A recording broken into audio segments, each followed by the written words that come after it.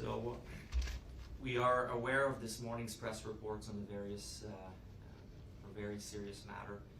We will respond appropriately when the outcomes of the investigations are made public. The NHL has been very clear that teams should refer all investigation-related questions to them.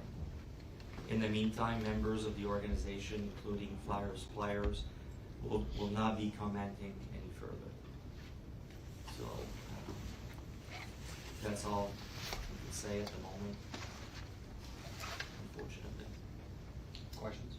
Danny, that said, before Carter left for his leave of absence, it seemed like you were doing the goalie rotation and was no longer a clear starter.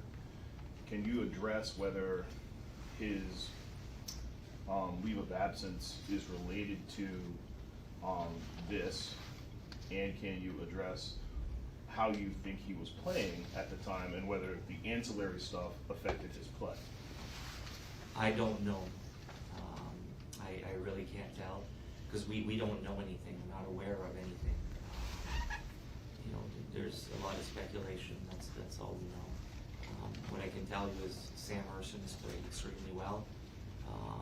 Has earned the right to more ice time. And we're excited by our goaltending we're doing, especially the way Sam played and came up and won some big games for us. Did Carter give you any indication that his reasons for taking this leave were affecting his play? He did not. I know you obviously are limited in terms of what you can say. That said, if Carter is ultimately involved in the investigation, do you have a plan in place as to how the organization will respond, and if Carter Hart will still be deemed as someone you want to stay in the organization? I cannot comment on that at this time. We will be waiting for guidance from the league on that. Can you address Carter's play, independent of the investigation and the leave of absence? We expected Carter Hart to, continue his ascent, and that didn't seem to be the development this year. Yeah, Carter Hart was having a very good season up to this point. I mean, this is a team that's been up, down, probably overachieved, I guess, to a certain extent. How does having a key cog here, not here, affect how you go forward? Yeah, we don't know. We don't know what's going to happen with Carter. Now the team has put themselves in a great situation. That's the exciting part. The other exciting part is that Sam Ersson has really taken a big step forward. And we'll have to protect him as much as we can. He's still developing. He's still a good young goalie. Getting better and better. So we'll have to be careful. But we're excited. That his play and that he can carry us moving forward until we know a little bit more on Carter's situation. Do you have any concerns about how it might affect the team's play, the morale outside the locker room? Anything? Yeah, I don't. I haven't been to that point yet. Are you operating under the assumption that Carter will be unavailable for an extended period of time? I really don't know. I don't have an answer for you. I'm sorry. So you've got no timeline whatsoever about when any of this will, No. come to public? At this time, we're going Sam Ersson. We know for this week, Sam Ersson and Cal Peterson will be our two goalies. Danny, obviously in the off season you acquired a goaltender, you signed Ersson to a 2-year contract extension, you kept Sandstrom here for a while. Were those moves done knowing in mind that this was potentially No. The one thing we wanted to do was bolster our goaltending position. You saw last summer we drafted 2 good young goaltenders with our 2nd and 3rd round picks.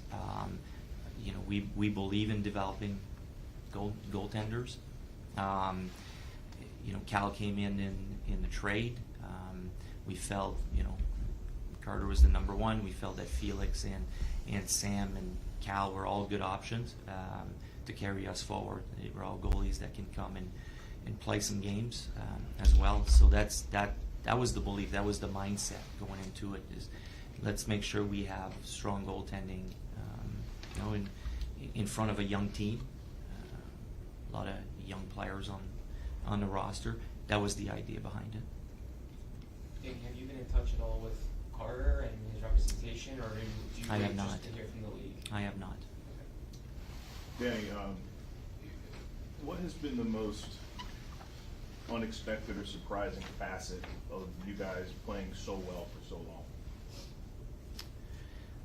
There's many of them. It's been exciting how our team has played this year. I think it starts with the culture change. I really believe it started last year with John Torella. And then you look at how hard, and the one thing that we keep hearing from other teams is how hard we are to play against. That's, to me, the really exciting. It's the basis, it's the foundation to what we were trying to build here. And now having that in place, it gives the chance for the young guys to get better, to improve, to take a step forward. And we've seen that from many of our young guys. But we wouldn't have been able to do that without the play of our veterans, and not just their play, but the way they carry themselves around the team. Obviously, bringing back or having the luxury to get Couturier and Atkinson back in the area. Scotty Lawton, Nick Delorier, Hathaway are all great veterans. Adding a guy like Mark Stahl, I know people were wondering, why do you bring a veteran like Mark Stahl, who's probably not going to play every game? His presence around the team has been amazing. The way he has helped guys like York and Zamula and probably now Drysdale. So those are the things that I've been really happy with this year. And can you also address, when John Torella was hired, you had a lot of question marks and veterans, and it seemed an interesting hire at the very least. And then when you did this sort of reset, it seemed even more interesting. I don't know that I've seen a person exercise greater control, self-control of his nature than John Torella after some of these wins and losses. Are you surprised at all that he's been kind of such a steady hand, considering his profile over the last 3 decades? Not really, because I've known John. I had him as an assistant coach early in my career, but it's always different as an assistant coach and a head coach. I didn't get to see him for about 20 years, or see him on a daily basis for about 20 years, and I saw some of the press conference, and I, like everybody else, I had my doubts until we started interviewing him.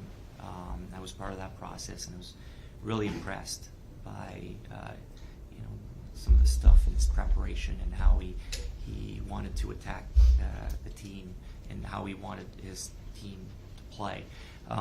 So he forced me to change my mind on him, and the more I get to know him, the more impressed I am. Kind of like everybody else, I had the perception that John Torella was more of a coach that was good with the veterans, and when I'm realizing it's not the case at all. He's actually excellent for the young guys, because he gets them at a young age. He can still mold them and kind of build them the way they should be, to be the ultimate pros. And that's what I've been really impressed with. You look at how our young guys are developing under him. So I think that's a combination of him and the veterans that we've had around. Good veterans, good pros that understand what we're trying to build here. So I've been really happy with both the veterans and John Torella. And I have to say, his coaching staff too. John would be the first one to tell you that his assistant coach, everybody involved, they've done a tremendous job. The time spent, you look at to me, you think of Cam York, his development. I mean, last year until think December he was in the minors, and now we're asking him to play heavy minutes against, you know, top line guys on other teams. The way Zamula has developed this year, that's all credit to the coaching staff, and I could go on and on with many players, but you know, that's part of the reason why we are where we are more than halfway through the season, sitting in a playoff spot. There's still you know, a lot of hockey between now and the 6 weeks of the trade deadline. Yep. Is there anything you've seen so far that's made you want to shift your No. thinking as far as what you might do? No. We're still thinking about the future. You know, one of the things, and this is great. What's happening right now, this is great because you know, our young guys are acquiring a lot of experience, having the chance to play in some really meaningful games, and it's going to keep going over at least the next couple months. This is a great experience, so I'm really excited about that. But again, you know, we keep an eye on the future.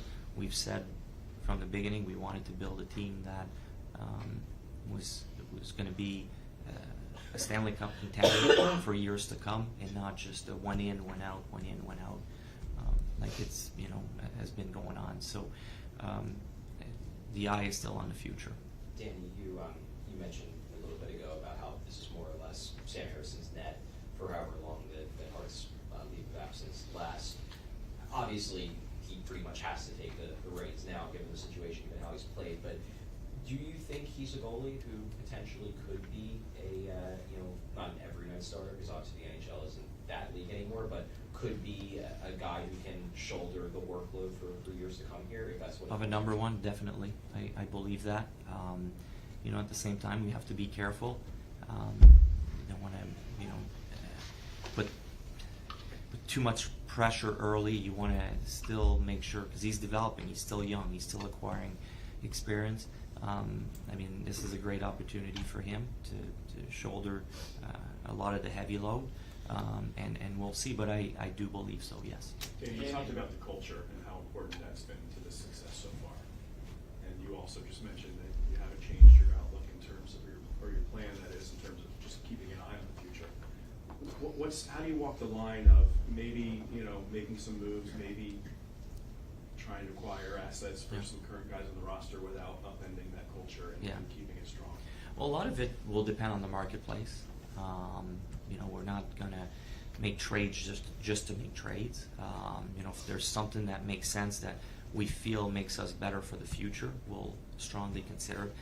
The one thing that I won't be doing is I won't be trading you know, prime assets just to make a run.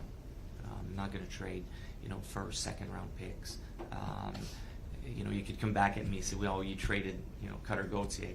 I'm not going to do another one of those trades. I don't have anything planned that way.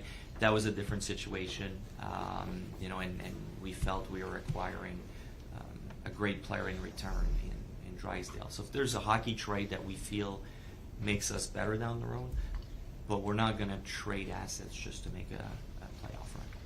Danny, how do you feel development's going in Lehigh Valley?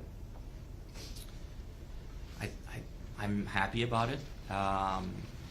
You look at, you know, some of the players that have come up here this year who were in Lehigh Valley just last year. I mentioned York, I mentioned Zamula, Urson is one of them, Brink, Forrester, Frost. So there's a lot of guys that have been through the development process in Lehigh Valley, and it's more than that. Last year when I got the job, one of the things that I wanted to improve was the development of our player. Lehigh Valley being part of it, also our development guys. You know, starting with Riley Armstrong, Nick Schultz, and company. They've done, you know, a great job with our guys, and it's going to be critical with the timeline that we have. What we're trying to do, the development of our young players will be critical to what happens to us down the road. There's so many young players, you know, being good in so many different positions. Where do you see the core of those young players in the future, even after Torella leaves? I mean, it's tough to say. It can always go sideways. You never know for sure. You know, right now I haven't had any thoughts about who's beyond Torts. I expect Torts to be here for a while. I like what he's doing, how he's molding this team, how he's molding the young players, surrounded by good quality veterans. So I'm excited about where it's going. There's a lot of guys that have taken a big step forward, and from our young players this year, and to me that's really exciting. You Yeah, spoke, yeah, you this- spoke about the young players though, and there seems to be kind of a stopgap with the guys in Lehigh Valley. They're not getting called up. Do you worry about their development? Maybe the guys who maybe should be getting a chance at the NHL, but because there's not space, No. not getting the room. I am not worried about that at all. Our guys keep playing. Part of it too is we've had success here, and we haven't had to deal with many injuries, luckily. So, but our guys are still developing. Part of the reason why Bobby Brink was sent down was because we don't want him at this stage of his career to be playing 8-9 minutes a night or in and out of the lineup. We want him to be playing 20 minutes a night, and that's why he's going there. Guys like Samu Tuamala, Elliot Denoyer. On defense, we have a lot of guys that are not too far, starting with Emil Andre, Ronnie Attard. Grons has been having a great season as well. I could go down the list. It's really exciting. You never really hear of someone had to stay. They ruined their career because they stayed too long in the minors. Usually, it's the other way around, when they come up too quick and they don't get the ice time to develop properly. So I'm really excited about that. They get the chance to play a lot, heavy minutes, and kind of figure out what works at the pro level and what doesn't work. And Nick Sealer is a guy that maybe looked like a kind of a clear-cut trade candidate at the start of the season because of his age, his contract, but he just seems like he's beloved in the locker room. Torella raves about him. Is he a guy maybe you would think about resigning and keeping for the future? Definitely.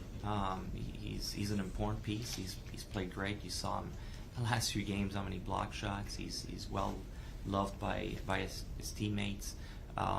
Great character guy. He's part of the reason why we're having success. When I mentioned those veteran guys, I should have named him as well in there, him and Sean Walker also. So yeah, I mean, again, I don't want to get ahead of myself. There's still lots of time before the trade deadline, but we love what Nick Sealer has provided us. We thought he'd be 6-7 defenseman for us, and he's played way above that. He's played in our top 4 for most of the year, him and Sean Walker, so they've both been really impressive. And really, since the Drysdale trade, you guys have been almost exclusively going with 11 forward, 7 defensemen. It's obviously not the standard. Talk to players, a lot of coaches, they don't particularly like it. Are you okay with that kind of being the standard for the foreseeable future, at least until the deadline, or are you looking to maybe get that back to a more normal 12-6? Well, that's a question for Torts. But when you look at the situation, who are you going to take out of the lineup? And when you start looking at that, Zamula, his progression has been outstanding. He deserves to be in the lineup. Who else? Ristolainen provides great stability, physicality for us. He's been really good this year. You mentioned Walker and Sealer. They've played in our top 4. They've been amazing. You bring in a guy like Drysdale, who is part of our future, is going to be hopefully a big time player down the road. He needs to keep developing. So when you look at the guys, unfortunately, in all that, the guy that's paying the price is Mark Stahl, and that's tough to see. But he's been such a great pro, and really happy to have him around. So that's kind of the reason why I think Torts has gone with 7D. But is there a concern that it could have a negative impact on the forwards? Kind of giving them more ice time than maybe they should be getting right now. I'm not worried about that. I don't know that it's going to be like that forever. It is what it is at the moment. We're trying to make the best of the situation, but Torts is in charge of that. And You mentioned team culture a few times. I mean, how do you feel, what happened with Cutter, what's happening here? Are you still off from where you want to be as far as franchise culture, or are those two isolated? We're moving in the right direction. I'm I'm extremely happy with where it's at this point, but there's always room for improvement. We want to keep building towards it. You know, the next part is, you know, just the experience part, winning on a nightly basis. I love how we're coming into games thinking we're going to win every game. You know, and we've had some good stretches and down stretches here and there. Part of the culture has, you know, limited us from going down the tailspins. But as we get better, the culture is just going to keep improving in my mind. And related to that, the franchise was criticized for disconnect with fans, disconnect with alums over recent years, not being accountable in recent years. Do you feel you, Jonesy, Dan, well, that's really not for me to answer that. What I can tell you is that's the goal. We hope we've taken a step forward in the way we treat everybody around the organization, including the players and the alumni. So that's certainly a goal. You know, the Flyers, it was part of the reason why I signed as a free agent in 2007 was because the Flyers organization was known as one of the best, if not the best in the NHL. So that's what we're trying to recreate, and I believe we're going in the right direction. Yeah, and You've assuming, been in that chair now for, you know, however many months. What about the job has surprised you? What's maybe proven to be more challenging? What's maybe been more enjoyable? And does the team's success maybe complicated the situation you thought you would be in at this stage? I love the challenges. This is great. I mean, going into the season, I'd be lying if I told you that I expected us to be in a playoff spot 48 games in. I would have been ecstatic if you would have said that to me before the season. But at the same time, I also didn't believe the reports or the predictions from experts that had us finishing, you know, in the bottom three in the NHL.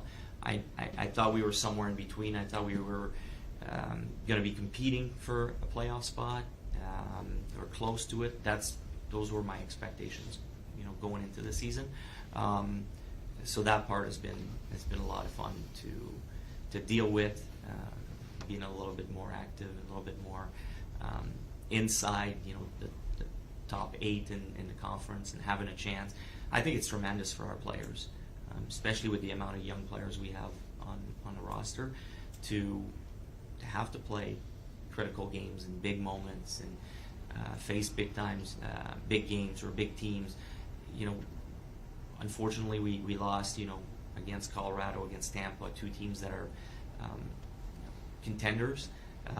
But before that, we also beat Vegas and Dallas and Winnipeg and Vancouver. So, you know, it's the ups and downs. It's really exciting. It's great that our players are going through this already, probably earlier than we expected. Dan, You assuming- mentioned about how the approach to the trade deadline hasn't necessarily changed your planned approach, but if you guys were to make some subtractions, some strategic subtractions, are you concerned at all that it could have a negative impact on that culture, on that strong room, just in terms of the players feeling like they're not being supported by the front office for their strong play? No, I think everybody knows what the plan is, and like I said earlier, we're not just going to make trades just to make them, and you know, there's going to be a purpose behind it. A lot of it will depend on the marketplace. We don't know what, you know, other teams will be looking for and what they're willing to pay. You know, so I can't really say one way or the other at this point. Again, just don't expect us to go out and spend prime assets, you know, trying to make a run. Thanks, Dan. Thank you, guys. Thank you.